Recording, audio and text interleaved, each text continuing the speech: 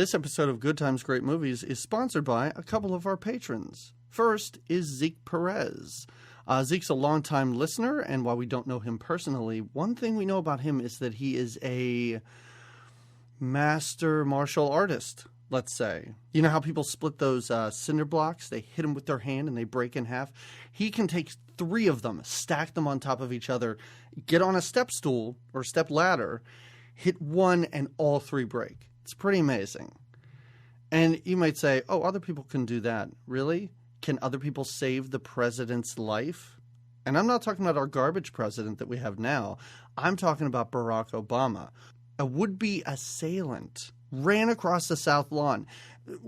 Where's Social Security? No, where's security? I don't know. But at the very last second, Zeke jumps out of a tree and with one roundhouse kick separates this guy's head from his shoulders, saving the president's life. They then gave each other a high five, got in Air Force One, and flew to, let's say, Amsterdam to celebrate. Totally true story.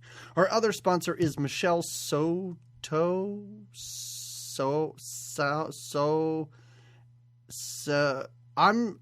Michelle S. is our other sponsor. And again, don't know Michelle at all, but she might be a mermaid. Not sure. And not exactly sure what kind of mermaid. I mean, I don't know if she listens to us underwater, if she has a phone that is okay, if it's totally submerged, and maybe waterproof earbuds or something like that, or maybe she stores her phone sort of on a little island somewhere and she can kind of surface. Or she might even be the type of mermaid that, like, when she's out of water, she has legs, and when she's submerged, she has a tail. I'm not sure, and I hope I didn't just out you as a mermaid. I hope I didn't, alert people on the History Channel to the fact that you actually do exist. So a big thank you to both of our sponsors this week. If you do want to sponsor the show, if you want to hear me spout nonsense and totally fake or maybe real stories about you, go over to our Patreon page. It is patreon.com/goodtimesgreatmovies. And make a donation. You get bonus episodes. You get stuff from us, like merchandise. And I will talk about you at the start of an episode. All right, on with the show. This movie plays like a new teacher orientation video created by like an angry, bitter, surly gym teacher who hates kids. Jamie? Yeah. Let's go watch Class of 1984.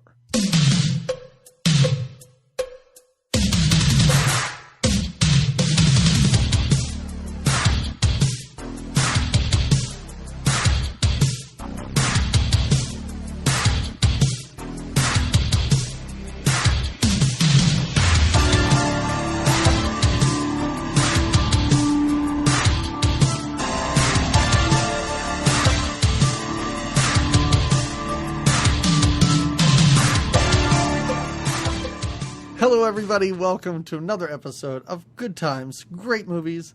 We're an 80s movie podcast where every 2 weeks we watch a movie from the 80s and then we talk about that movie. I'm one of your 2 hosts. My name is Doug McCambridge, and my other co-host, whoa, boy, that's not how I normally do that, is Jamie Lorello. Jamie, I was going to say something about the fashion styles in this movie, like you were ripped up, you were wearing ripped up shirts, or there were so many swastikas in this movie. It was a very very swastika ridden, very punk, I guess, looking very 80s punk, right? I guess that happened then. I didn't pay as much attention to it, but it had to be. Was it just played up for this movie because it bordered on like clown makeup half the time? It did, and I didn't think the youth of America had gone that bad. Like, these kids were Jamie, pretty. They're terrible. Yeah. These kids with their iPhones and their Twitters These and their $9 cups of coffee. These kids didn't need that. They were so angry and so just violent Why did kids. they go to school? Like, why? That's what I did they kept go wondering. to Like, school? why did you hang? But they controlled not just the school. It seemed like the whole town, in a sense, right? Oh my God! Well, All right, before we get into it, I do just have to bring one thing up because people Sure. interact with us on social media, and sometimes I think it's great. It's always great. It's taken 2 years for this to happen. Oh. But I think at least 3 different people wondered, what is your deal with the word titular and why do you use it incorrectly all the time? I think it was because at one point during Indiana Jones, they were in the cold car and you said, what is the titular left turn that they were supposed to take? As though the movie was called Indiana Jones and the Left. Yeah, I enjoy the word titular. And right. Yeah. I mean, I know why you like it, and it's a goofy, I don't know, would that even be considered an inside joke if it was something that was on TV that... No, because it was on TV, but it wasn't something that was, right? Yeah, right. Anyway, one day I'll just have to play that Upright Citizens Brigade routine, like at the end of our show. And then people will know. But I thought it was great, because I was like, oh, she's been doing this for a long time, and people just picked up on it now? It's kind of like my inside, like my nose, you know, my what do you call it? Like a hand signal, my silent signal to those.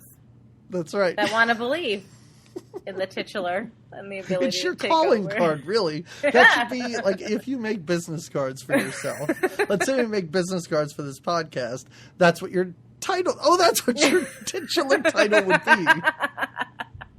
See what you did there? You see what you did there? I totally backed into it, too. Once you get in with it, you can't back away. So, Well, anyway, I want to know how you're going to use the word titular with this movie, because it's class of 1984, a movie made in 1982. But it's a totes titular, like, well, that's the thing. So they were not seniors? Were these guys not seniors? Like, what, like you said, why did they stay in high school? But not only that, what level were they at?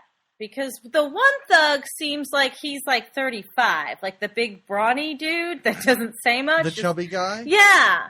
He seems a bit older for high school standards. They all seemed a bit old. I could buy that Michael J. Fox was in high school. Oh, totally. He might have been the only one that I could say, okay, even though I did look it up, he was 21 when they made it. Really? Yes. And he's so chubby. He's so chubby and cherub and that bowl haircut is frightening. Oh, but isn't it fun how he's got like he was Michael Fox then, right? Wasn't he billed as Michael Fox, not the J? Yeah. There was no J. But he's got very Michael J. Fox mannerisms, and I mean, you see the early foundations of what would later become Alex P. Keaton. Yeah, it took a little while because when we're introduced to him, I went, "Oh, is that?" Yeah, I did too. And I went, "That had to be him." Right. But there was nothing I picked up on until later when he's given a more meaty bit of the movie. He's got a little passion there that he's got to display. Well, I don't know how old these kids are. For all we know, they've been at this school for 12 years. Yeah, that's true. This school is a hot mess. Let's just say that. This is Lincoln High, right? Isn't it? Yes. School? Lincoln High. There were times where I laughed audibly at all the graffiti. Every bit of the school, every nook and cranny, every classroom, is just graffiti everywhere. But so's the city. Like when they arrive at the city, they give him like a drive through the city. The teacher, well, he's not the professor. Where are they? Do you know where they are? I think. What city? I think that this is a Canadian. I want to say it's Toronto, but I don't know what city it's supposed to be. Maybe? Okay, all right. So it's not like no, it's never stated, right? No, I don't think so. I don't think so. I mean, it's any town. They're from Nebraska. Yeah, that's true. Don't they mention though that they're from Nebraska? So I don't know where. He's from Nebraska. Right. Him and his wife. When I say them. From Nebraska. Yeah. So I guess we know it's any school except in the state of Nebraska. That's right. And it's clearly, I wondered if it was like a Detroit school. Yeah, they don't ever specify the city, but it's definitely inner city. And like you said, any town, inner city of America. Well, let's start with the title cards. There is an opening title card, and there's also a title card at the end of this movie. Which might be the best title card I've ever read at the end of the movie. Which is just, I don't know, no problems that I see. The end. Yeah, like there wasn't any. Yeah, they couldn't prove it because nobody saw it. There you go. Nobody was there because he killed everyone. But that's the whole underlying thing. Like they never get the kids. The kids never get in trouble. So the school is a hot mess, right? The right. city seems to be in peril, right? The principal of the school could care less. The security guards, people do seem to be, even this gang seems to be aware when trouble's around, but they don't care. And the trouble they get into isn't just the graffiti. These are bad mamma jammas. Right, exactly. And nobody cares. Like, that's the thing that I thought they don't try to stop it. Oh, the police chief or whoever that guy is. Oh, he was the funniest character because when he pulls out the case file and he's like, rape, extortion, drugs. What are you going to do? And I'm like, wait, what are you talking about? And he's just like, these kids are just going to be in and they're just on file forever now. And what can we do? We can't do anything. But that's why if you don't see them doing it, and I guess they're really sneaky kids. I don't want to get too far ahead. I love it because it makes it seem like unless anyone is ever caught committing a crime, no one is ever accused of a crime in our judicial system in this country. Not if you're a juvenile. That was the thing. Okay, because they were under 18, and so they couldn't do anything. Or you're a teacher at the end of the movie. No, nobody saw a thing. There's bloodshed in the shop room. But nobody saw it. They have cameras all through this school. The principal's desk. He's got oh, that's right. That's right. On. He's watching them do the. That's right. That's right. So there's a new teacher in town, right? A new teacher that's going to start at Lincoln High. Mr. Norris. And it's Mr. Norris. He is. What is this actor's name? Who didn't ring me as familiar at all. Perry King. Mr. King. I didn't really do a whole lot of research on the people in this movie because not that I wasn't interested in what they did, but I didn't really think that many of them had a huge career. Like, nobody was really... None outside of Fox, Mikey J, were really, right. I mean, recognizable at all. Roddy McDowell is a person. Is a person. He's an Abe. He dressed up as he's an Abe. But and I believe, correct me if I'm wrong, but I think his favorite role of yours would probably be Goldie Hawn's butler in Overboard. Oh. It's pretty titular for me, I'm not going to lie. And remember, folks, that movie was called Goldie Hawn's Butler in Overboard. Okay, so our new teacher who comes to town, to this hellish town and this terrible school, just terrible school. How about the song, too? There's that Alice Cooper, the opening song that is sung. It's a pretty bad Alice Cooper song. It's not It's not a very rockin' Alice Cooper song. Not at all. As a matter of fact, I was like, who's singing this terrible song? And then it came up lyrics by Alice Cooper, and I was like, yeah, sorry. It's like Alice Cooper's Monster Ballad or something like that. Yeah. It's pretty, but it spans throughout our whole opening we get as we're introduced to the school and the principal. The closing credits, it's played again. Oh yeah, the schools even got metal detectors, which I didn't think became a real thing at schools. If this was this early in the 80s, I didn't think metal detectors were a thing yet. But yeah, I don't know how long they've been in. I know it sounds bad to say, but inner city schools. I assume they've been there for quite a while longer than, the post 9/11 world where they've been installed then. Right. Well, they've got them. They've got them here at Lincoln High because things are so bad. Bad they have one security guard. And the teachers work security shifts as well, don't they? Because that's what Norris gets. That's part of their job, You get hauled. You get to walk up and down the halls and check the bathrooms. Yeah, that's what you got to. But don't you kind of have to do that anyway? Isn't that part of being a high school teacher? I don't know. I'm not one.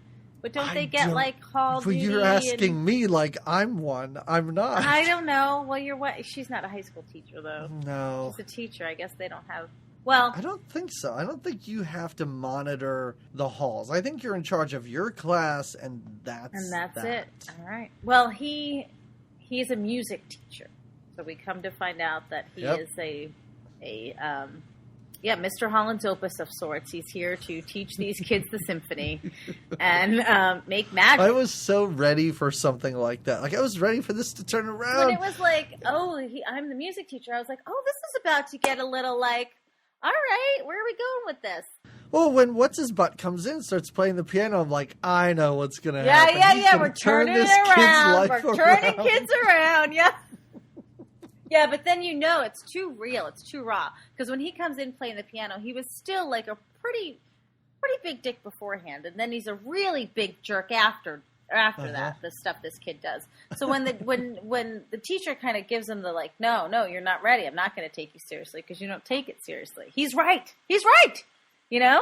He's right. I love when he comes into the class and the one nerdy girl in the class is like, half these people in this room aren't supposed to be here, right? Yeah. She's giving him the down low, though, right? Is that the nerdy girl with the short hair? The one who's Michael J. Fox's her, best little friend? Pixie haircut, yeah. Yeah. She takes over. Like, you think for a second, too, that there could be aspects of the movie about her coming out of her little nerd shell, because she's been conducting this class, so he's taking over for a teacher who's... I feel like there were, 2 movies made in their entirety, and they realized they were like, no, let's go with the murderous one. Let's not go with the teacher that turns this class around, and it's inspirational. There's enough of those movies. No, we got to show them the gore, the guts, the vulgar times, and they do. Oh, damn, do they. There's some kids that clearly belong, that have instruments, right? That want to play. Yeah, the ones that belong are the ones that have instruments. Now, he's got 5 classes that he's teaching, but we really only meet this one class, right? Right, and we don't even meet all the people in the class, because I love it after the punks leave, after their gang leaves. Yeah. And he talks to the one blonde girl, and he's like, all right, I'm going to come around, and I'm going to ask you what your name is and what instrument you play. And he does it to 3 people, and then he goes, all right, I'll get the rest of your names later. Yeah, I did notice that. Although this is when we do meet Michael J. Fox, when he does the introductions. Oh, before that, when the roll call happens, doesn't he kick the punks out? Yes, because the leader of the punk gang... What's the matter with that guy's name? Stegman. Peter Stegman. Mm-hmm. He's the only one that's supposed to be in the class. So let's just go through... The bad guys? Let's go through Motley this Crue gang first, so we just know who's who. Okay, so there's Stegman, which is a great name for the He's the leader, has great hair. Amazing hair. Yeah, very nice hair. He's a super good-looking gang leader. He is a very suave-looking gang leader. Yeah, I agree. And then there's the drug dealer of the group, whose name is Drugstore. Who's the drug dealer? The tall guy, the lankier kid. Oh, the guy who's always wearing ripped-up clothes? Right? Okay. Isn't he he's the one that's giving out the drugs in the bathroom, right? I guess. I don't know. I feel like they all have a hand in this. Now, you're right. His character's name is Drugstore. So, yeah. Okay. Yeah. You're right. Yeah, I did. On IMDb, I looked them up, and I was like, oh, they all have goofy, funny little names. Yeah, I didn't even know that. What's the girl's name again? It's Patsy? I don't know. I didn't write her name down, but she always has pink hair, so I'll just refer to her as pink hair. We'll call her Pink Hair Patsy. Yeah, and she's the one female of the group. Yeah. I mean, they're not all inclusive, but at least they do have a female member. They do. Right. And then there's the chubby guy, who's always wearing swastika shirts. Always.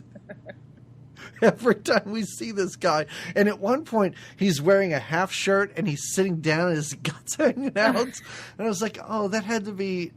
maybe embarrassing for him to walk into wardrobe that day, and they're like, "This is what you're wearing, dude. This is you." It's a cut off swastika shirt. He makes it work, though. He makes it work. He's so angry, and And then there's just the other guy. He wears leather a lot. Yeah, he's kind of like that. Well, we all know how he meets his demise. We won't skip ahead. It's the best. It is really good. It's like, whoa, oh, that's just what you're going to do? Not just his arm? You're going to, Yeah. Oh, all right. Yeah, for the most nondescript of the gang members, he meets the best end. All right, we're getting ahead of ourselves, though. So the band plays Moon River. I wrote that down. Yeah, and I sat there and I went, are they bad? Are they good? Yeah, I couldn't tell. Like, I was like, even later, when I can he does tell the that it's Moon River, but but you don't seem real. They seem like a high school band playing Moon River, but then even later on, when they're doing they do a rehearsal for him before the big concert, which. Whoa, what happens during that big show? I can't wait to get to.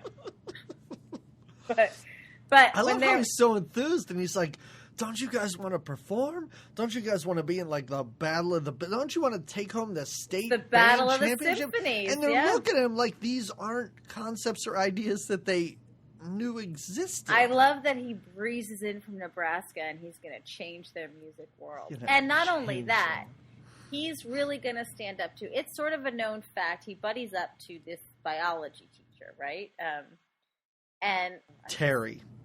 Yeah. Oh, yeah. Because he's like, later on when he has to go interrupt him because he's having his meltdown. Oh, it's such an epic meltdown. I love when the principal tells him that kids just piss in the hallways. They're just pissing in the hallways. They're smoking pot in the stairways and pissing in the hallways, defecating. And he seems to be upset about weird things. Like, we literally see a guy bring a straight razor into the school. Oh, yeah, and he's like, we can't get every straight razor. Mr. Norris is like, did you see that guy? He's got a straight razor. And the security guard goes, well, it's too late now. The guy's literally 3 feet from him.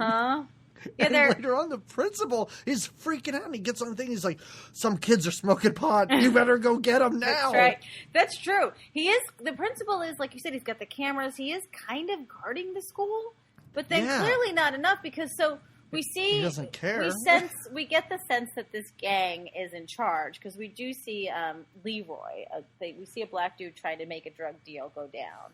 And the gang sees him trying to deal his reefer or whatever, and they follow him and they beat him up in the bathroom, right? So we know that they throw him down the steps, and then they toss him into the bathroom and they beat him up. They're so aggressive. They are so, and they're like, especially when they punch him, I think, like in the bathroom. But then you see it later on too, like their punches to the gut, they just go right for the gut when they punch people, and they're so. There's lots of crotch kicks and gut punches in this movie, and they all seemed. I know I was concerned for that one guy in 48 Hours when he got hit with the car door and Nick Nolte was throwing him all over the place. That's what I felt like anytime characters were in a fight in this. I'm like, this looks very dangerous. Yeah, even the one when he fights with himself, when he smashes his own head against things. They go from, like, you think you're getting into, like, the heady part of this movie, and then all of a sudden they just start beating the crap out of each other. So his first day of work is Can I just say, please? I didn't write a whole lot of lines down, but some of the lines were great. When he throws the leader of the punks out of the class. Oh, yeah. Somebody says, "What's the matter with you?" And he goes, "What's the matter with me? What's the matter with you? Oh, what's the matter with matter?" Yeah. And that's it. And then he sucks on his finger, and not his middle finger, and then holds it out to the teacher. And doesn't he say, rotate on this? Sit on this. And then walks away. It's great. Yeah, he does have some pretty salty lines there, the leader of their pack. Yeah, I agree. Throughout, he's got some, because he's got quite the potty mouth. Yeah. They have the conversation in the teacher's lounge, the teacher and the biology teacher. Where the biology teacher is just kind of making fun of every other teacher. And just basically he's counting his days to retirement. He's over this whole teaching thing. Roddy McDowall also carries a gun in his briefcase. Oh, yeah. You see that very early on. Early on, yep. And there is some great graffiti. Did you? When he goes out to his car. Oh, yeah. It's written "teachers sucks" on his car, but it's spelled wrong. And then faculty parking says faculty parking, which I thought was really great. Yeah, faculty. And it made me think, I was like, I wonder if I could do that at my college. Like, I would think that would be really funny, but everybody would think it's a student, right? Not me. I mean, how fun for you. I'm not saying don't do it. Maybe not this semester. I'm going to think about that every time I see the faculty parking sign. As you should. He's had a traumatic first day, is where we're going with this. But he goes home to this lovingly sweet blonde wife who's, she counts it. I think it's like 76 days. She says she's pregnant, which I didn't know if that was. Yeah. She loves life. She's unpacking their house. She's settling in. You know, he's just, it's been a tough day, but he'll be okay, right? There's babe. The whole time I'm like, why did they leave Nebraska? What happened? That's what I thought. Him? What? Did he get a job offer at this school? Was there? But I can't imagine the pay is any better. I don't know. I don't know. Well, music teachers aren't always easy to get to higher. Oh, maybe I don't they know. shut the music program down at that Nebraska school. Okay. All right. You're probably You're right. with that? Okay. Don't we get a little, so the gang we saw kind of confronted that one drug dealer. So don't we get the delight of, and this goes really nowhere, the gang fight, the random street gang fight, where I think one of the lines really is, I'm going to get you, sucker. I think that's the line before the fight starts. And then it's sort of like that scene in Ron Burgundy when the two gangs fight, when the two TV crews, or I think it's a couple of TV crews fight. Because it's just like this. It's pretty great because it's just a white gang versus a black gang fight. And they all have different weapons. Some have knives, some have chains, some have boards. Mm-hmm.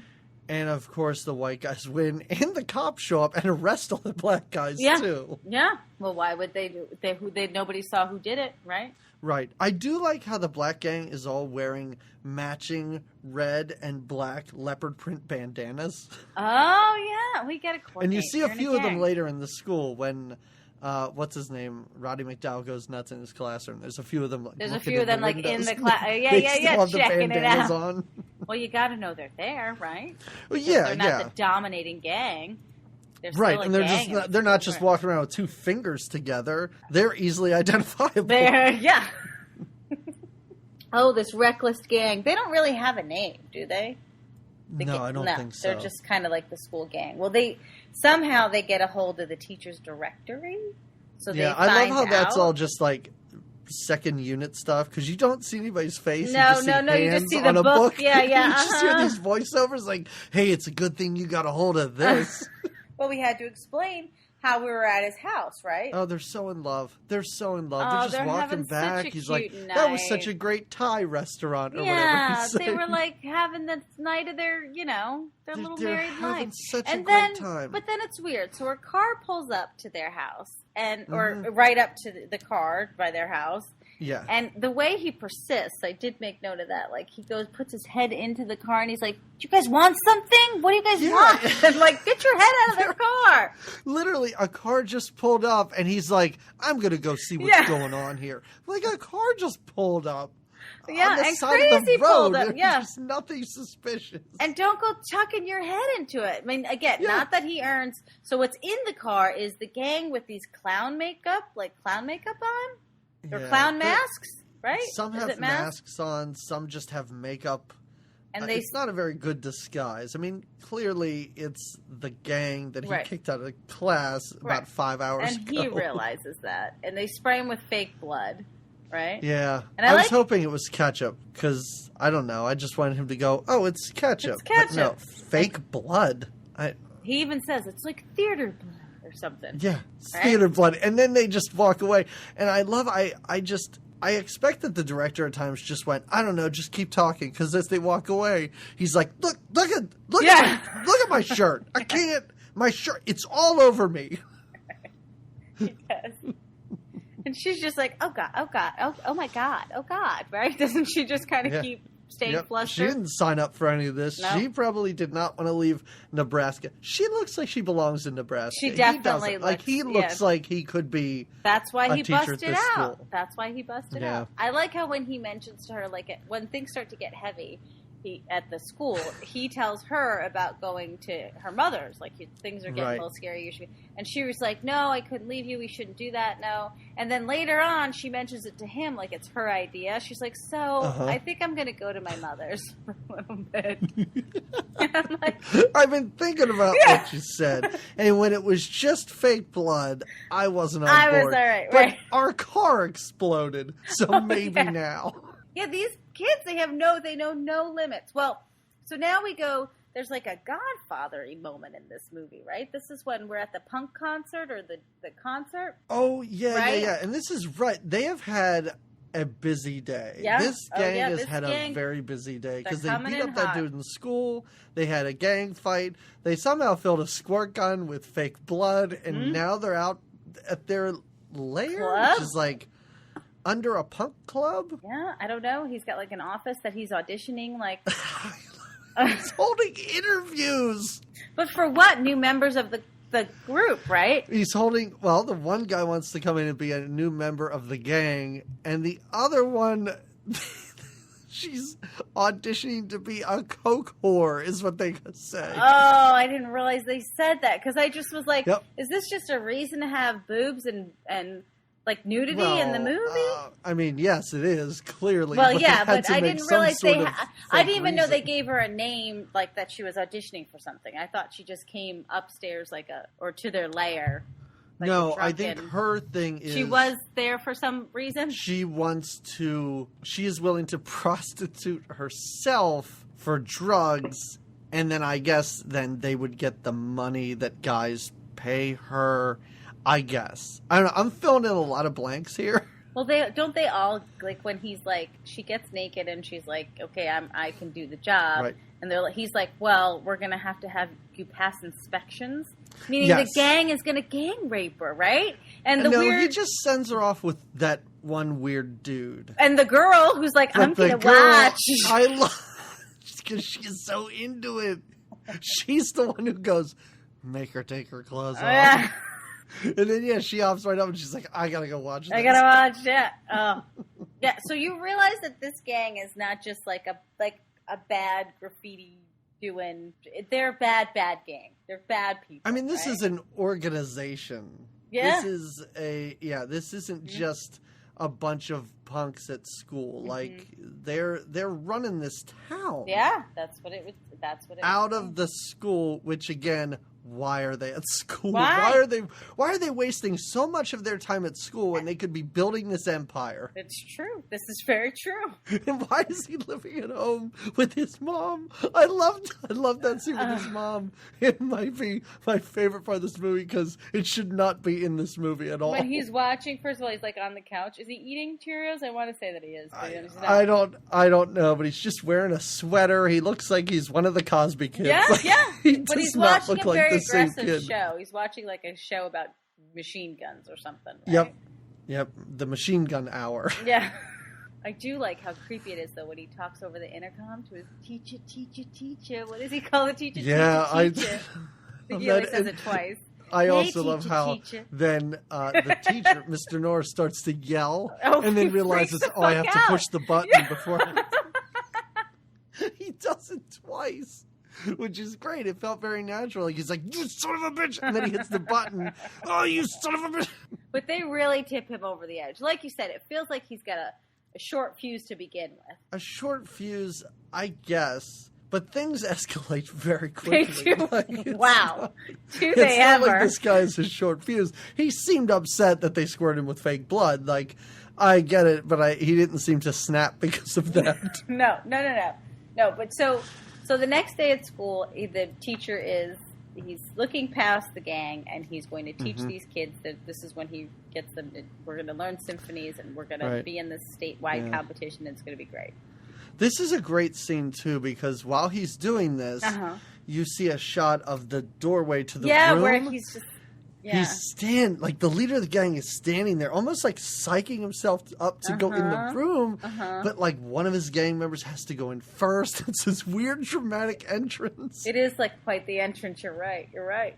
But this is when he kind of displays his prodigy, when he starts to... He tells him, and he's got weird moments. He does it a lot with his mom, where he's like, "Come on, help me out. Come on, Mommy. teacher. Yeah, And he does it here for a minute. Come on, just put me in the show. Put me in the band. Let me play. Jamie, it's just a cry for help. It's a clear cry for help, but that's what it is. Aggressive cry. Somebody just needs to get through to this kid, but he needs a hug. He does play, and he plays well, and it's him playing too. Oh, yeah, it's the real, it's deal. not just a cut-in of random hands on the keys. He's playing, and you don't see any reaction from the gang members except for the girl, and she seems shocked by this. Yeah. Like very surprised that he's got this talent. Yeah. Mm-hmm. And he is. And he wants a chance. This is his kind of plea to, like, have the music teacher accept him, and the music teacher wants none of it, and I can't say that I blame him. Like you said, you want it to be the moment in the movie. This is where the two movies diverge. This is where the movie about an inspirational teacher turning around a horrible gang member went one way, and the movie we're about to see continues forward. I'd like to say it got real. It got real titular. Mm-hmm. It did. Uh-huh. It got did. Real 1984. And it did. It did. Oh.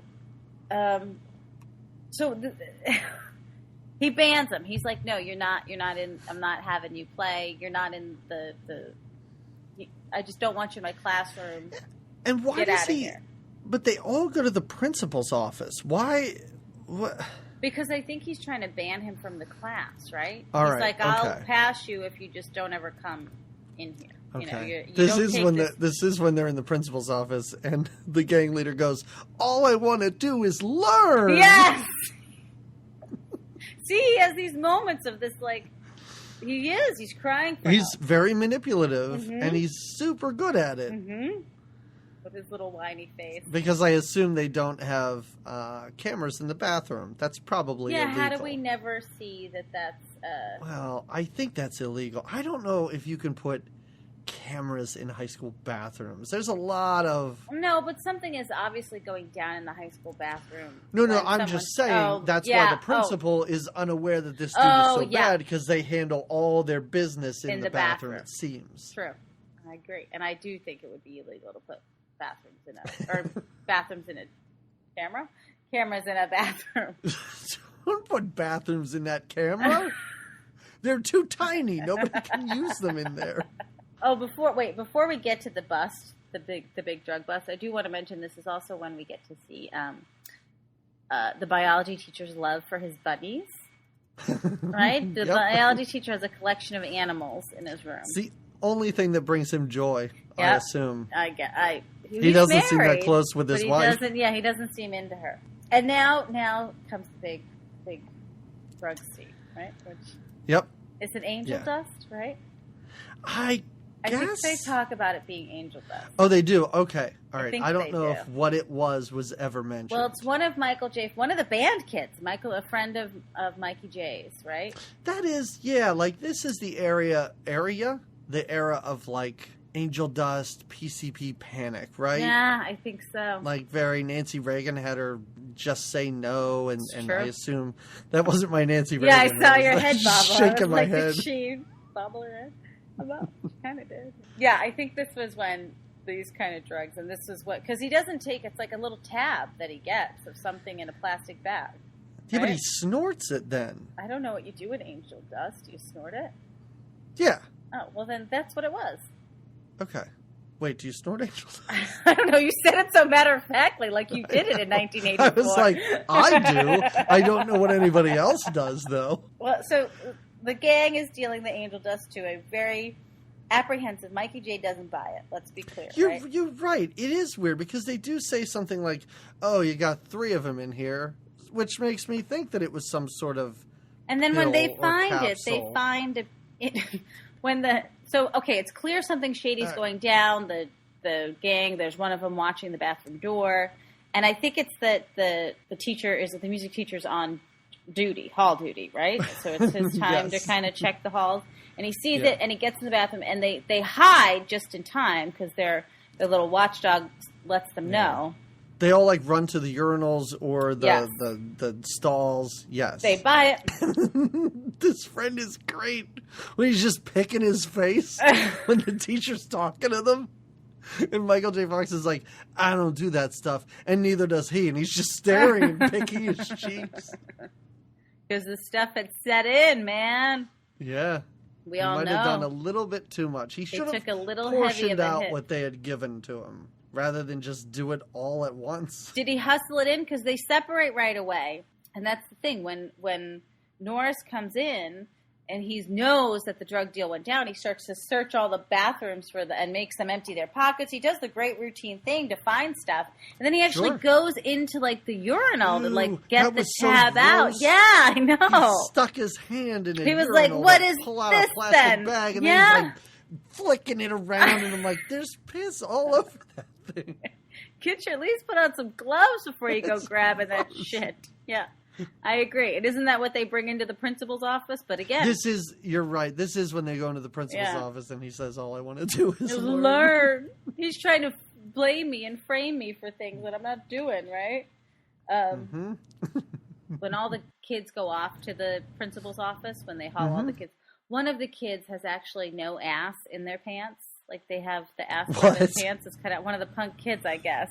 Like, and that, because I remember thinking, like, why don't these kids get in any trouble? And I remember thinking, like, that kid doesn't even have, like, ass part of his pants. And he doesn't even get in trouble for exposing his butt.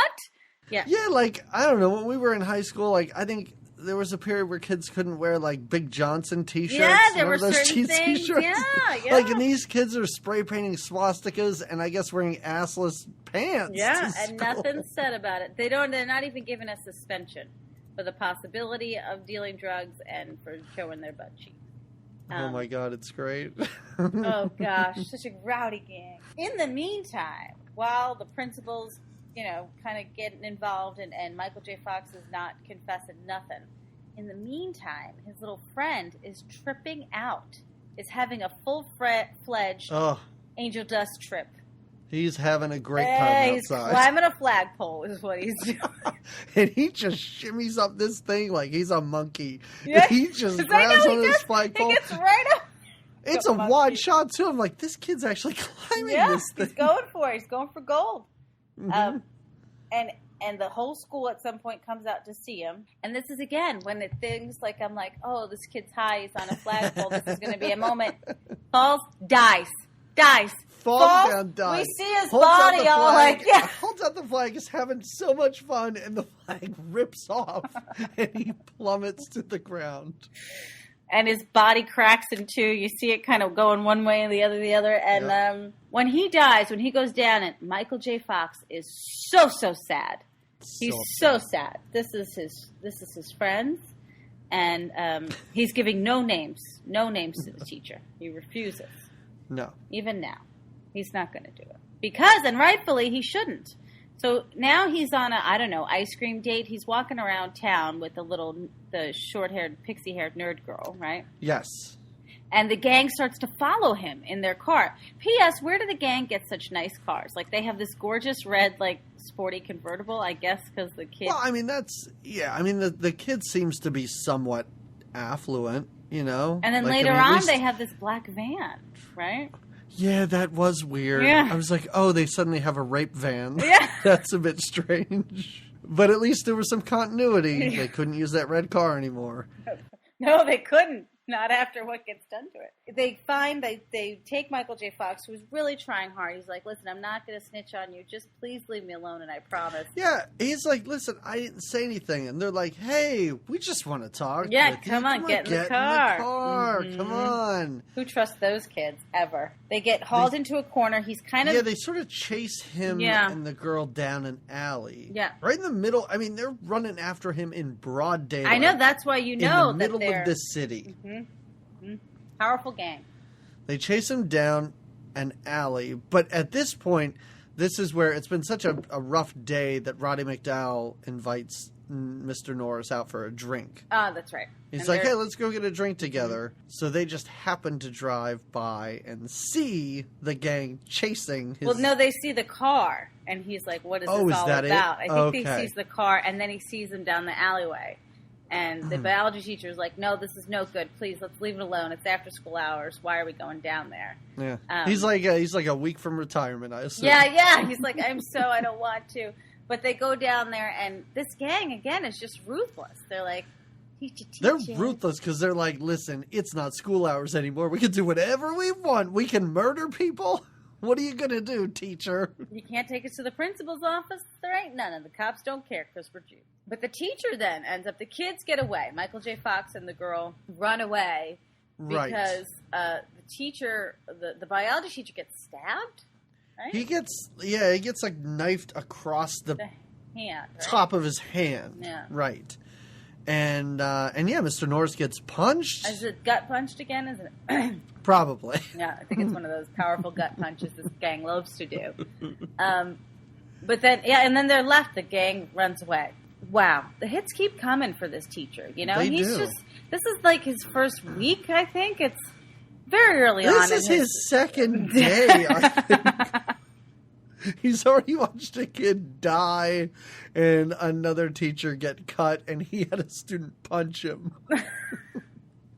It's his second day. It's rough here at Lincoln High. Luckily, though, but the day's not even over because then it's nighttime and he's in bed with his wife. Yeah, he's having a lovely kind of... Which I was like, whoa, was there a sex scene cut out of this movie? Because they are totally naked in this bed. She's definitely, they're definitely, you wonder if we saw him come home and let out some of his extra nerves and then they cut that. And then they're just laying in bed, and she's trying to make him feel better, and they're kind of giggling, and then all of a sudden you hear it. And he goes to the window, and car's on fire, right? It just explodes. These kids, the punks, they now know where he lives. Yeah. They smash the window of his car, throw in, I guess, like a Molotov cocktail. Yeah.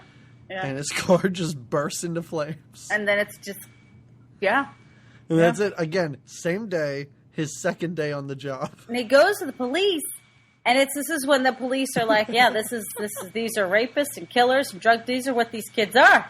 It's just what it is. What are we going to do? What are we going to do? Yeah. Can't do a thing. They blew up your car. I don't know. Did you see them do it? You did? Are you sure it was them? Well, I don't know. It's your word against theirs. We can't do anything. We can't do anything. So it's hopeless. And you do start to feel really, really frustrated. But then, so I thought the guy's car blowing up was bad news. And that the fact that these punk kids will just beat up teachers and other students and sell drugs and have kids die. Then they got to go and mess with the biology teacher's animals. I don't quite understand. Now, first of all, I'm not trying to get in the head of this gang. All right. But, why do this? You already cut the guy's hand. This teacher... They've probably intimidated him so many times, they know he's not going to do anything. They know he's close to retirement. Why antagonize this guy by, skinning his animals? And then torturing them. Flaying them. And they're hanging around this room. Like little rotisserie rabbits. Yeah. It's pretty gross. And I think a bunch of times... And it might not be the grossest thing that happens in this movie. No, I agree. I think a bunch of times that bad news happens, it's the security guard that has to come in and be like, you got to see this. Like when the biology teacher's having his meltdown, it's the security guard that goes in and gets Norris to be like, you got to come help. I think they're walking in the building or they're doing something, and that's the security guard comes to get the biology teacher, like, you have to come to your classroom. There's something going on there. And then all the time, it's like, you're a security guard. Do you need to keep grabbing Norris to handle all this stuff? I think he does. You? He's the only security guard. Right? He's the only one. The principal's reaction to this display, this horrible, like you said, why did they do this? They did it because they're psychopaths. These kids clearly have some mental problems. And the principal's like, well, I mean, he doesn't care. We could check the tapes from the night before. Meh. Yeah. Why not? Nah. There's literally animal blood, smudged all over the walls. Why would... I mean, it sounds terrible. It looks... Oh, my God, there's kids smoking pot in the bathroom. Go get them. All right, principal. I don't know if you... I don't know where your priorities are. Yeah. It is really this is the moment... They blew up a man's car and skinned all the biology animals that they should at least be taken downtown for questioning. No, but they're not. I don't think it's unfair for the police to bring these kids in at this moment just to talk to them. Just to ask them a few questions, right? Mm-hmm. Or even just to get a social worker involved, maybe, or some sort of something. Or at least talk to this kid's mom. This kid's mom doesn't seem to be aware that her son has ever been in any sort of trouble. No, she thinks he is just misunderstood. She thinks that people misunderstand his genius. She says that when later they get... Listen, he can play the piano. Maybe she's right. Well, and he's got other, I guess, genius things that he says and does. Who knows? Maybe he's some sort of... He is running a drug empire, and I guess doing a pretty good job of it, so... And put him in a young entrepreneurs club at school. Maybe he'd be really good at it. He is, though. Then this is again when we see the next level of psycho. So this is he goes crazy, right? Besides the biology teacher. Yeah, Norris has lost it at this point. He can't believe, and neither can I, as an audience member. I can't believe these kids would be that brazen and that just crazy, and that nothing. It does feel sort of like this moment because it's out of control. Out of his, what can he do about it? The cops won't do anything. The principal could care less. How is this, like, I think even, I don't know when it is, but there's a certain meeting he has with the principal, and he's like, why do you always take their word over mine? Why? And he's feeling so frustrated, so he goes to kind of, I don't know that he goes to beat him up, but he definitely is going to give him a piece of his mind. And he's close. He pulls back to punch him, and then stops himself. He does kind of entice. Yeah, he's about ready to deck this student. But then he realizes, and I mean, rightfully so. He blew up his car. Right, it blew up his car, and like, look what he did to his friends, like best friends, basically, those animals. This is when the kid though goes apeshit. Yeah. And starts to throw his own face and body into the mirrors, into the bathroom stalls, beating himself up. Security guard. And this is when I was like, wow. This kid's way more clever than I thought he was. And then he's home. Well, then we meet his home, right? That's when we go there.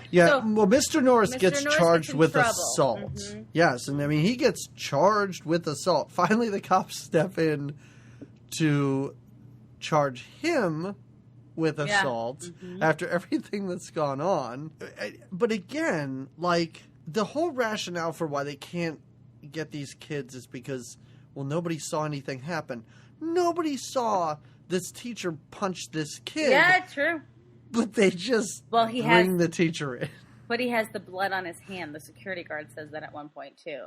Because they look at the security guard, and he's like, I don't know. He wipes blood on his hand. Yeah. I forget what does he take his hand and, like, rub it on his own face? I think he does. It's pretty creepy. Yeah, it is pretty creepy. But it's pretty, like you said, it shows you how clever this Stegman is, because he stages it so well. So because the security guard does, the principal's like, well, did you see anything, or what did you see? He goes, I didn't see it, but he had his blood on his hand, so I don't know what to tell you. Yeah. And now we don't. What would you do? Like, if you were Norris and you realize that he really wants to take this job seriously. He wants to make a difference in this inner city school, and it's this gang that is messing it up, and he wants to kind of be not the hero, but he wants to make it right, and he can't. Well, okay, hold on. You just asked me a hypothetical question. Yeah. What would I do? And then you said he wants to be the hero. I wouldn't get to that point. I'd be back at Nebraska. You'd go back to Nebraska. That would be it. I don't want to be the hero.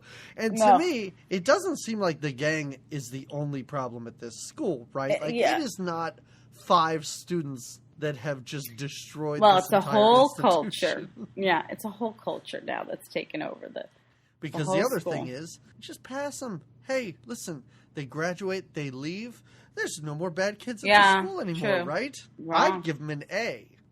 First of all, I hope none of my students are listening. I don't like confrontation. If a student started to get in my face, I'd be like, all right, here, you have an A. I don't care. Don't punch me. Don't blow up my car. He says to the kid, he's like, don't come back here anymore. I'll give you an incomplete. I just don't want to see you. No, I'll give you an A. Just don't come back anymore. So that was part. That's the way to handle a situation like this. Okay. Nobody's animals get killed. Right? Nobody's cars get blown up or smashed. No, none of the next of the bad stuff has to happen. Resolved. There we go. Just give him an easy A. That's all. Huh? Yep. But he doesn't. I'm not a very good teacher, Jamie. Well, no. But I guess a good Nebraskan? No, good. I think I could make it there. Okay. I don't know what that means. They have a lot of tornadoes. Hurricanes? Tornadoes, not hurricanes. Is it? They wouldn't have hurricanes in Nebraska. What am I talking about? What are you talking about? I know. You're going to go teach in Nebraska where it's accepted that you just give violent students A's? Yeah. All you got to do is stand up and breathe heavy near your teacher and you get your A. Yeah. You get near me and just be like, why did you give me this grade? I'll be like, whoa, hold on a second here. Do you want an A? Because you got it. Sit back down. Or don't. If you don't want to come back anymore, I'll give you an A. I hope my students are listening to this right now. I hope they understand what they're dealing with. Oh, I hope they get more insight into your teaching, your pedagogy. I should just tell them that the first day. I'll be like, listen, I'm a pushover. I don't like confrontation. So you can threaten me for any grade. I tell them all the time, and some of them laugh at this. Like, and this is like the first day when I'm just going over the spiel. I always tell them, I'm like, listen, if you want to, we can work out some monetary system for paying me for grades or something. And some of them laugh. And then every time I say it, like the next few days, I'm like, oh my God, what would I do if a student really came up to me? It was like, here's an envelope. Is $800 enough? I don't know what I'd do in that situation. Yes, it would be. I'd be like, this is more than enough. Take half of this back. Use it next semester. Oh, man. Oh, you are the worst best All right, let's teacher. get back to this movie and away from my shitty teaching style. Oh, the worst best teacher. That's because you're the best teacher in so many ways. Nope. I still say I have to sit in the back of a class. Someday. Oh, it's great. It's observe. just me making jokes and nobody laughing. I know, it is a great time. Yeah? It's really crickets? It's like, hey, trying up here. Yeah. Some students, if I make eye contact with them, they will smile, but I know it's just sort of too... That sympathy, like, you're our professor. Yeah, it's just to be like, they want to learn. He just looked at me and I looked at him. I will humor him. And now I'll look back down at my shoes or my phone like or I'm whatever. taking, yeah. We got 16 weeks to go. We can either sit here and stare at each other several hours a week. Sure. Or you can give me money right now and we don't have to go through this. I do hope that the students and faculty of your schools are listening to this. I know. Getting deep insights. Mm-hmm. I would like to somebody would be like, we have you on tape saying that you asked students to pay for you. I'm like, that was a joke, kind of. But then my students would be like, no, you actually do tell us that. Yeah, well, you tell us that at the start of class. You're like, well, geez Louise, guys.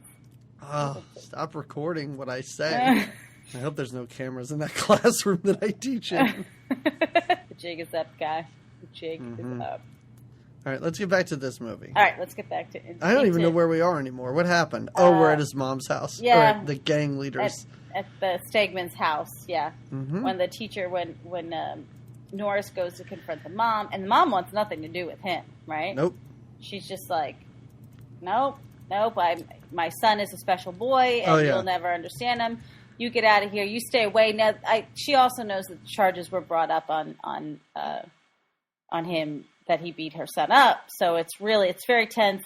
This is when he has a bunch of moments, Stegman, of these like psycho, like when he bangs his head into the things. And then he says something here, I think, into the intercom. He tells his mom, I'm just going to make sure he got out okay, Mom, okay? Got out okay? He's just like, I just want to make sure he's gone. Yeah. He got out okay. But he yells. The guy you just told off, I just want to make sure you didn't hurt his feelings. Make sure he's all right. I want to make sure he's gone. You're right. So that's when he yells, but he yells some like, I am the future. Some like weird, right? Mm-hmm. It's into very the cryptic. intercom. The future, yes. The teacher and him have a back and forth through the intercom, like you said, where the teacher kind of fumbles on it. Then Norris goes down to the parking garage, hot wires Stegman's car, and just starts crashing it. Crashing it into the walls of the pillars. He's very considerate in that he doesn't crash it into any other parked cars. No, he's very considerate that he locks the door. He locks it at the end, yes. Gets out of the wrecked up car and locks it. And seems very satisfied with himself. So after he wrecks the car, right? Then this is when Michael J. Fox has the moment with the detective I wrote. The detective visits the teacher to see how everything's going. Yeah, the detective comes to talk to Norris to be like, hey, your trial for when you beat up a student has been postponed or it's in 3 weeks or whatever. And Michael J. Fox is just kind of hanging out there. Yeah, he's just kind of while the two adults talk. And he just does awkwardly kind of listen in, but now the gang And it is weird because Norris is like, hey, Officer so-and-so, this is my best student. He's the greatest guy ever. Why don't you guys talk? And it's going to not look shady at all to any gang members. To any of the gang members in the school. We're not thinking here, are we? It is interesting, though. It is. I thought that he was, well, yeah. Never mind. It's not interesting at all. Nothing. Oh, okay. nothing at all at that was interesting. What's interesting is when Michael J. Fox does talk to the detective, we do see some Michael J. Fox isms. come out, a little bit of his, the future of Michael J., if you will. But it's so tough to see under that hair. Hair, I couldn't get over that bowl cut. It's pretty terrible haircut. It's like 4 bowl haircuts stacked on top of each other. But that maybe because he's in music class, maybe because he's supposed to be a music nerd, and maybe we wanted to accentuate he's the nerd and I guess Stegman's not. I mean, he looks. Listen, Michael J. Fox looks enough like a nerd already. You don't need to do much with him. You don't need to put bowl on top of bowl. No, just give the kid a normal haircut. Well, he doesn't have one, but he's also not giving up any names. But the gang doesn't believe that, right? Nope, not at all. They see the talking go down with the detective, and they stage a huge fight in the cafeteria, right? They start a fight where everyone in the cafeteria, it's like a giant just half fight, I guess. Did you think that the cast of Breakin' was ever going to show up? These people's outfits in this... I was hoping that especially that the black gang member that they were beating up, I was like, oh my god, he looks like Boogaloo Shrimp. Dressed just like him. All right, yeah, so they start this fight, and also in the meantime, the guy who was applying for a position in the gang earlier, they get him to stab Michael J. Fox. Oh, yeah, that's his initiation into the gang, right? That he in the chaos, he is to knife Michael J. Fox. And he does, gets him in the kidney. Yeah, like so many stomach punches in this movie, he knifes him right in the gut. And then Michael J. Fox off to the hospital. He's got a kidney injury. He's going to have to be in there. And again, the teacher, we can't prove that these kids started it. It was a big calf fight. How can you say it was them? We have no evidence. There have to be. If there's one part of this school that has cameras all over the place, you would think that it would be the cafeteria. Principal never. I want to say the principal is in cahoots with Stegman somehow. Maybe he's got something going on with Stegman's mom. I would love that. I wish we saw that. At the end of this movie, he just shows up and he's like, "Daddy, you're home." That would be great. And then it makes so much more sense. Or you saw the principal devastated at the end when Stegman, right, or the police chief. Maybe the police chief's like his uncle or something. Yeah, something to let you know. Something to justify why these two people who should care are the ones who care the least. They don't. They don't want to stop this mad kid at all. Yeah. The teachers, so Mikey J is in the hospital. Things just keep going from bad to worse at this school. The teachers are at a barbecue, is this when they're at their incredibly chilly barbecue? They're all in these big, heavy coats. I just assumed that was like, listen, we got this park for this one day. I didn't know it was going to be 52 degrees. It's June. Who would have thought? Who knows? We got to film it because they are bundled up. That's why I'm thinking Canada. They're in Canada. Having a cookout. Yeah. It is. And Roddy McDowall is just crying. He's just sobbing uncontrollably. He's drinking, right? He's already, we saw earlier that he, besides the gun, I think he keeps a little, whiskey on him. But now he's at this picnic. The wives are there, and he's drinking. He's just, the burnout is coming, right? He's a drunk, sad teacher. Yes. And he's kind of over, he doesn't know that he's ever reached these kids, ever. And he doesn't know that he ever will with retirement. He doesn't know up. how. Yeah, how do you reach? I mean, he figures out how, and it's sort of revealed that they're learning something. Hey, it's a great tactic. They're kind of picking up what he's laying down. Oh, we get to see a little bit of the symphony, the band, the school band symphony. The orchestra, they're really coming along. They're doing a great job. Along. It's a great little moment where they play something and he looks upset, but he says, "You guys are really good. They're terrific." He says they're terrific. But then again, this we always know it's bad news coming when the security guard comes in and says, "I got to tell you about something. You got to come help." Mister, we got a problem in the biology room. And what is going on there? He's just touching lives, really. He's just getting to the core of what the students know. Yeah, Roddy McDowall has figured out how to teach. Yeah. And he does it by waving a gun in these kids' faces. And these kids are scared. These punk kids that were nothing scares them and they could care less. This is a lunatic teacher.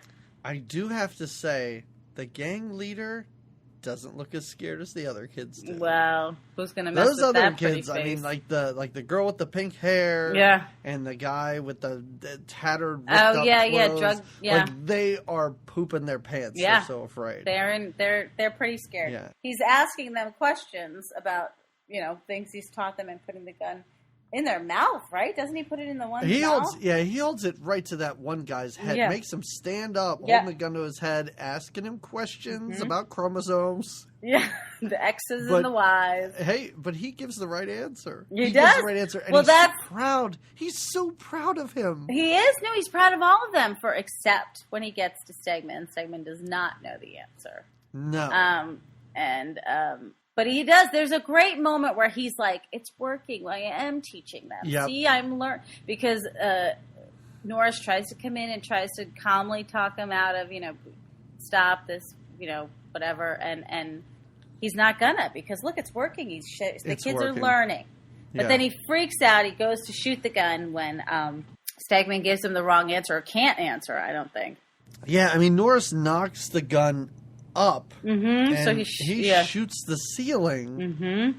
Kids scatter. And then it's great, too, because Norris is like, let me take you home. No, don't worry about him. Just, it's fine. Let me take you home. And I'm like, he should be going to jail. Like, I know. He almost shot him. He had this gun.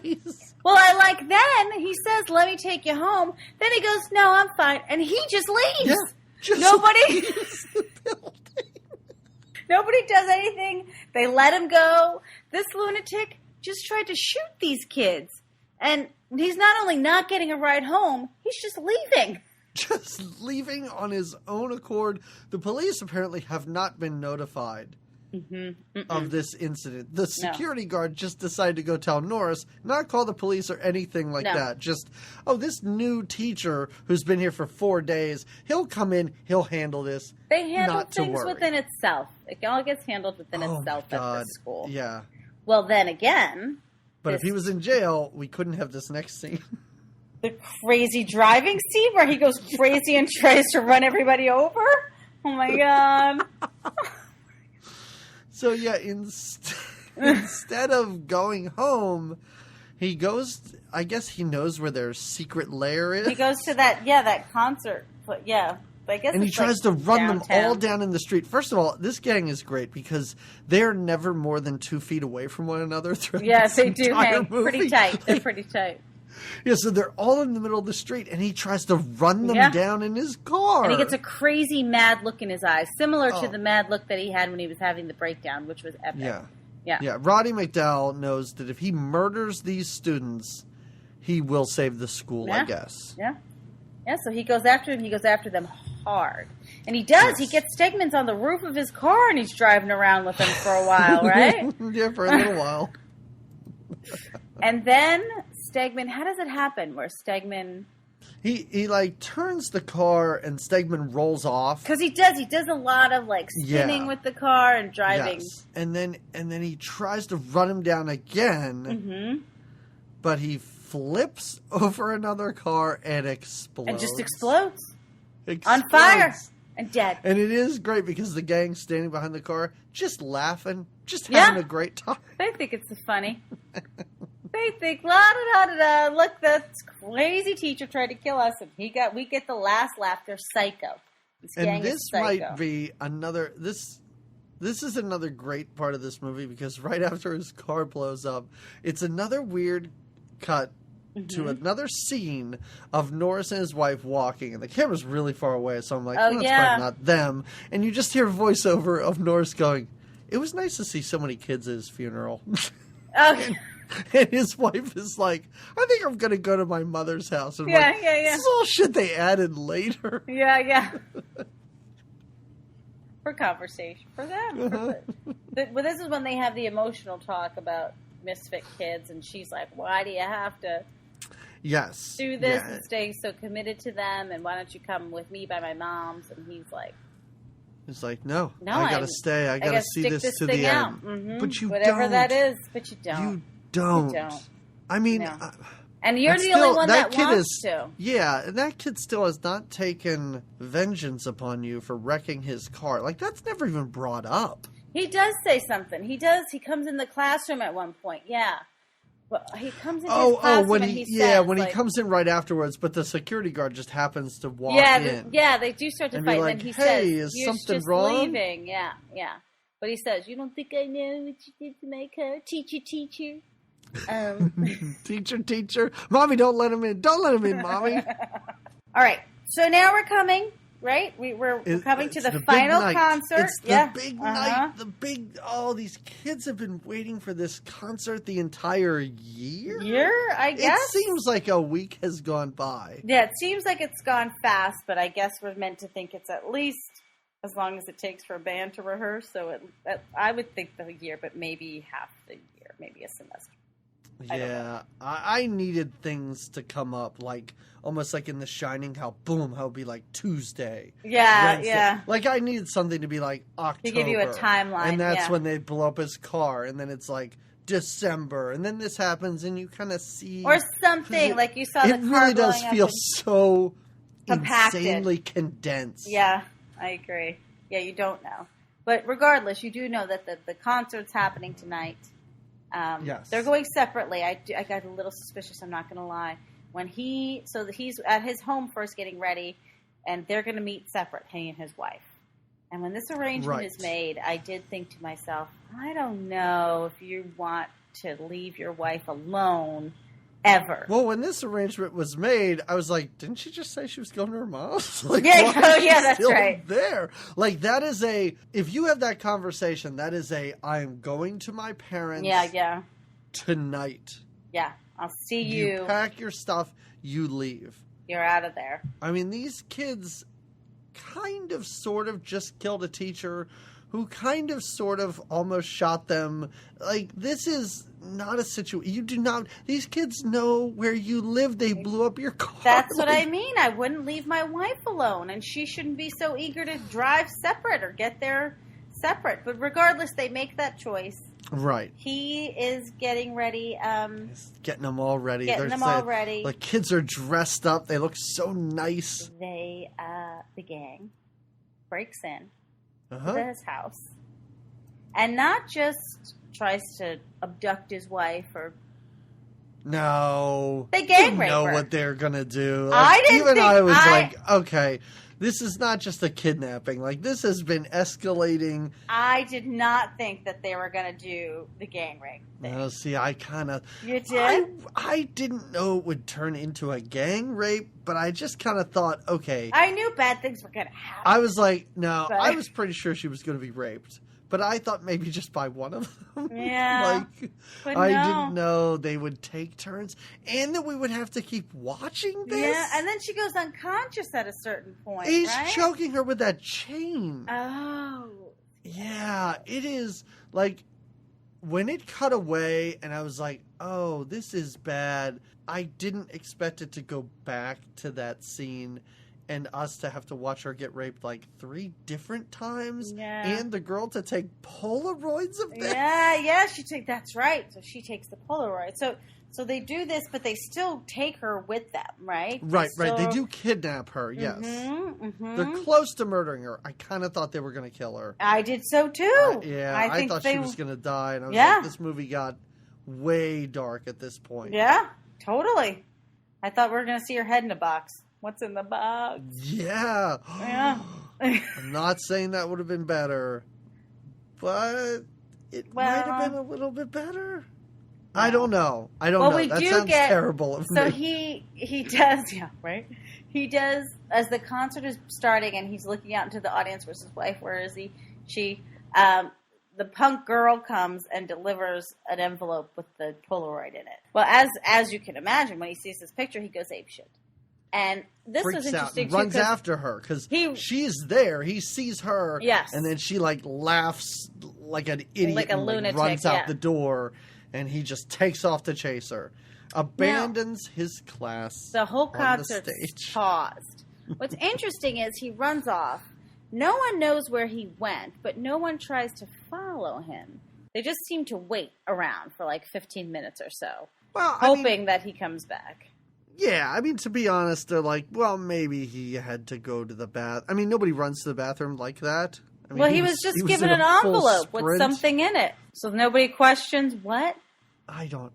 Jamie, they don't care. Why would you question anything at this school? Sure. Well, they don't. They don't. But no, he takes off. I mean, he's in a full sprint. And you're right, the school is dark. Yeah, the rest of the school is closed for business. And there's a chase. It's a huge school, too. You don't realize how big this school is till this chase goes down. Best looking part of the movie. Like, I was like, oh, they're doing really great things with lighting at this part of the movie. Yeah. Like, the whole movie kind of looked really basic, and now, like, they have red lights and the way they're using shadows. I kind of enjoyed him just running around an empty school. Just running. And every now and then the girl or somebody would pop out for him to follow. Well, there's a weird scene where he runs into the gym, and they swing down on gym ropes and knock him over, and like one at a time they all they do. They like attack him like gorilla style. Yes, and then they just run off again. It's a game to them. Yeah, it's a silly little. Yeah, but it's not a game to him anymore. No, he wants his wife. There's his pictures that have been circulating, and he hasn't found her yet. He keeps running into them, but not. So he gets into the shop room, right? Yep. And he gets into a fight. He gets into a fight with the gang member who wears leather. And it goes from bad to worse.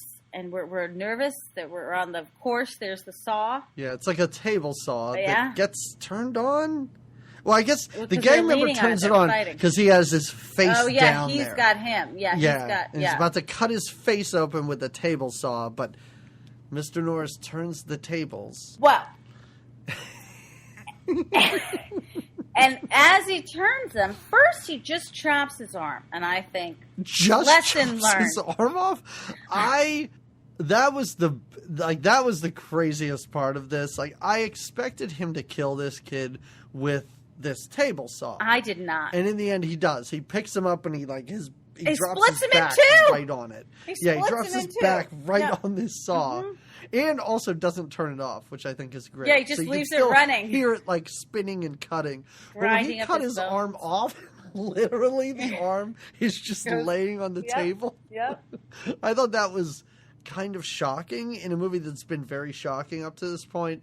That kind of stood out, and I was like, whoa, that's what this movie's going to be now. See, I thought the arm thing was like, oh, that's what he's going to do, to be like, hey, and don't fuck with me. But then he doesn't.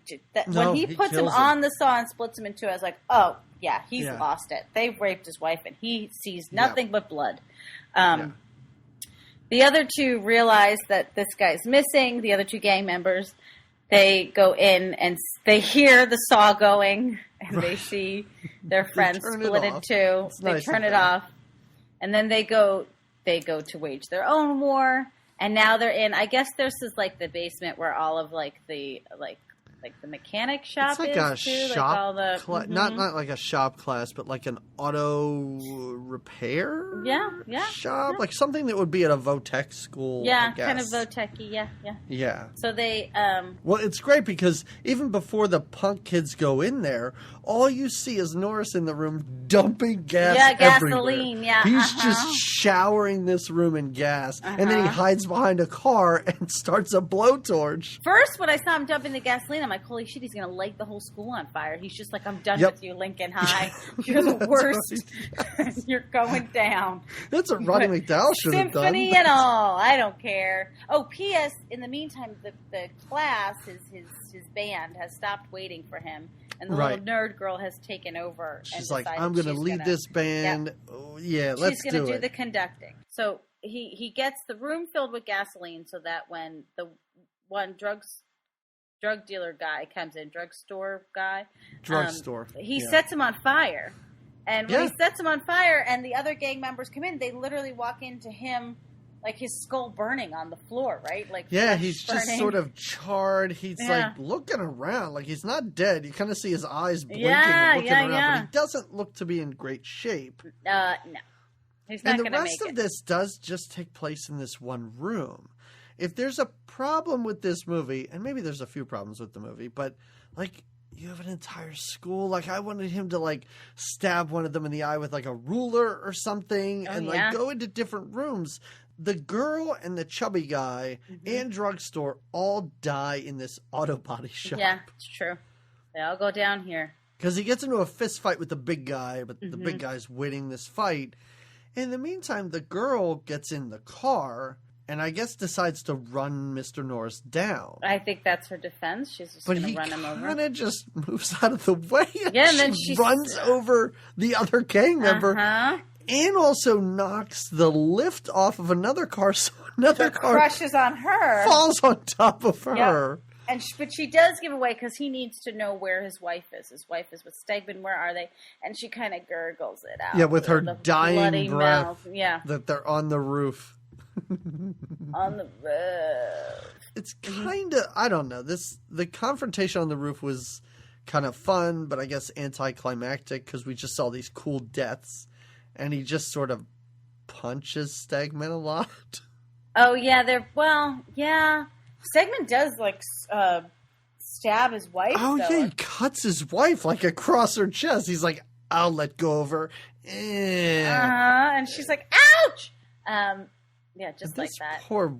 This poor woman, after all this, she should go home to Nebraska. She should have went home. You're right. She should not have stayed for the concert.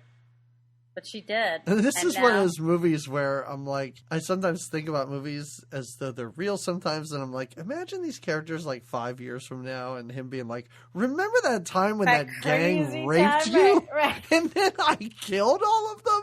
That was crazy. And then I killed them. Yeah, honey, you sliced a man in two with a saw. Right. That's how you got that scar on your chest. I got another. Remember when that gang member just cut you after he and about 4 other dudes raped you at our house? Oh, no. Those are bad times. I'm glad we moved on from that here. Bad times. I'm glad we're back in Nebraska. If only we had left 3 days earlier. All right, so you could talk about what he does to Stegman finally, because it's a pretty good end to this movie. It is a pretty good end to the movie. It's a pretty abrupt end to this movie. Well, it works, though. So the glass ceiling is there. We kind of get the sense of what's going to happen, because below it you hear the band playing the symphony, and it's getting to the point where it's, crescendo, what have you. And they're fist fighting, and Stegman falls through, right? And he asks the teacher to help him. Yeah, he falls through a window or whatever kind of glass things are on roofs. And he's hanging from a rope by his hands.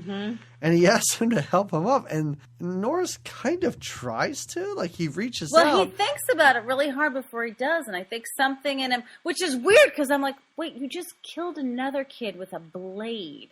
This kid, you're going to help him now? For some reason, it's okay? And I understand that the Blade kid was trying to kill you, but you did just burn that other guy because he happened to walk into a room with you. This kid just raped your wife, for crying out loud, and ruined you. This kid doesn't, if you didn't pass on those other dudes, this dude shouldn't get the pass. And he shouldn't, because then he goes to stab him in the hand. He's like, gotcha, teacher. And that's when what?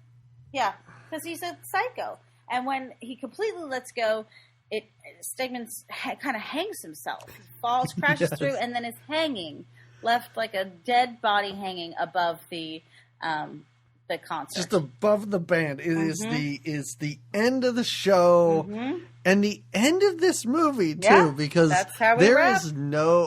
That is the last scene of this film. Yeah. Is the gang leader's bloody, bloated corpse hanging above a band. Oh, and then of course we have and he got off. Nobody blamed him because nobody. I think it literally says. I think it literally says Andy Norris was not prosecuted because nobody saw it happen. So Jamie, what did you think of the class of 1984? Can I tell you really? Oh, please tell me. I enjoyed it. I really liked it. I did. I found it to be not quite the Sleepaway Camp for me, because we all know I love Sleepaway Camp. But Sleepaway Camp took me by surprise in that it wasn't the type of movie that I ever thought that I would have liked. And I watched this and I didn't think that I really enjoyed it. I thought it flowed nicely. I liked seeing Michael J. Fox in it. I was just as angry as the teacher about how the school was and these punks were, and I liked it. I was telling you earlier, so I read a review that it's not Siskel, it's Ebert. I think it's pronounced Ebert. Ebert. Ebert. He says, and I quote, "Class of 1984 is raw, offensive, vulgar, and violent, but it contains the sparks of talent and wit, and it is acted and directed by people who cared to make it special." And that's exactly how I feel. I wish somebody would say that about me in my own life. Jamie Lorello is raw, offensive, vulgar, and violent, but she has sparks of talent and wit, and people care about her and make her special. How about you? Yeah, I enjoyed it. I don't think I enjoyed it as much as you. Had you seen it before? No, Okay. I'd never seen this before. Okay. No, there is a sequel, Class of 1999. Maybe you should check that out. Yes. Okay. Yeah, I enjoyed it. Like I said, I wish that the ending was a little bit... I wish that the kills were more exciting. I loved the table saw bit. I loved that. I just wish there were more of that. Yeah. And more of him using the things at the school. You wanted a ruler in the eye. Guys. I mean, yeah, but I did. I would recommend that somebody or anybody watch this movie. It's crazy. If you've listened to us talk about it and this sounds like something that you'd be into, check it out because it's really worthwhile. Yeah, I agree. I think that it is. What do you recommend from it? I'm going to recommend a movie that I just saw like 3 days ago. And it's a movie, the only relationship would be it's a movie about school. Okay. Kind of. Okay. It's a movie called The Black Coat's Daughter. Ooh. And it is directed by Anthony Perkins' son. Really? Yes. Elvis Perkins? Yes. No, Osgood Perkins. A different son. Okay. Yeah. It's a movie about two girls that their parents don't come to pick them up from boarding school for winter break. Uh-huh. So they're kind of stuck at this school for a little while. Mm-hmm. And then there's also a third girl, and it kind of cuts between these two stories, and she is picked up, she's like hitchhiking. She's picked up by James Remar of 48 Hours fame. Ah. And so, he and his wife are giving her a ride. And these two stories seem unrelated, but it all comes together at the end. And it's like there are lots of shots of characters just staring, like it's very slow and very methodical. It's the kind of thing that I like. Okay. It's a movie that I watched, and then the night that I saw it, I woke up at like 2 a.m. and I just laid in bed and thought about it for like an hour. Like I thought about it from like 2 to 3, and I can't remember the last movie that I've done that to. So I don't know if it's just a movie that worked really well just for me personally, or if it's actually really good. But check it out. If clearly you connected to it, which I love. Yeah. Yeah. Yeah. So what about you? I like it. I'm writing that down because when you have something that keeps you. So it blew my mind that I even liked this movie. So then I started to look into other like teacher drama movies, and I'm gonna talk about one that I didn't see, but I want to see now because it seems like it was the start of all of these like teacher going into, and I watched the trailer for it, and as old trailers are, you pretty much see the whole story when you watch the trailer. You pretty much get the whole gist of the entire movie. But it was made in 1955, and it's called Blackboard Jungle.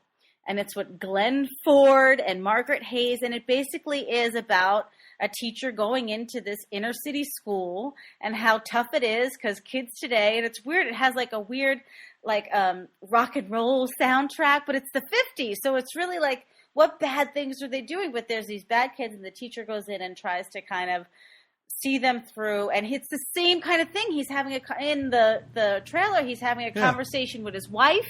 Like his wife is this blonde that's like, I don't know. We just have such a simple life. Why are you so committed to these kids? Like, it's almost like word for word, the dialogue, some of it. Oh, my God, that's amazing. Yeah, and I was like, oh, my God. So, like I said, I haven't seen this, so I can't attest to it. But, I mean, it's called Blackboard Jungle. It's based on a book, and it's a 1955.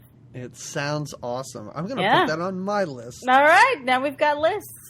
All right. Comparative awesome. lists. Great. Yeah, so this was our end of school episode, and in 2 weeks we're going to celebrate Father's Day. Oh, the only way we know how. We're going to celebrate Father's Day with a movie that I have been waiting 6 months to get to, because 6 months ago I watched this movie and took notes as though we were going to talk about it, and we weren't. So I am going to have to dust off my notes because, spoiler alert, I don't know that I want to watch this movie again. Oh, this is when I wish that we did live closer, because I would come over some night and just force you to just watch it with me. Oh, I'll watch it. I mean, I watched it and I took notes, but maybe it'll just be like you need a refresher. Oh, I'm doing the dishes. Like, maybe this is one of those background. movies. Okay. Right, yes. But it is the Dudley Moore, Kirk Cameron body swap movie. Yep.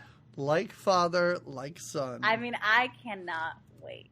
Oh, I can't wait to hear what you think of this movie, because I don't even know what to say about this movie. I can't wait. I'm so excited. All right, yeah, we've gone long. We've talked about this.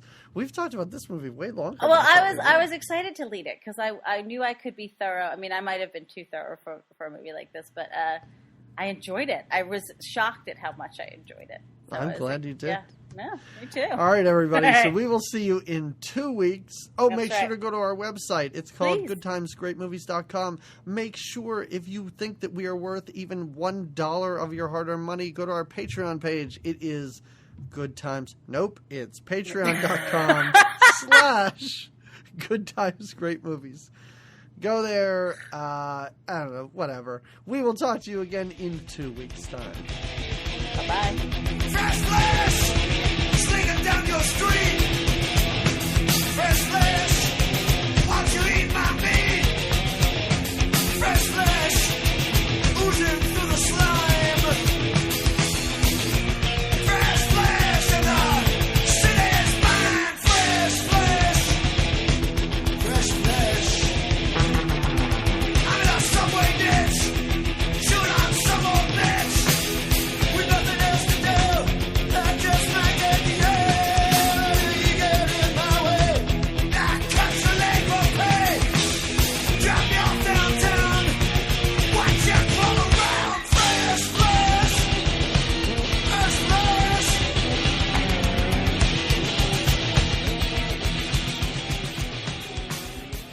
Life is pain.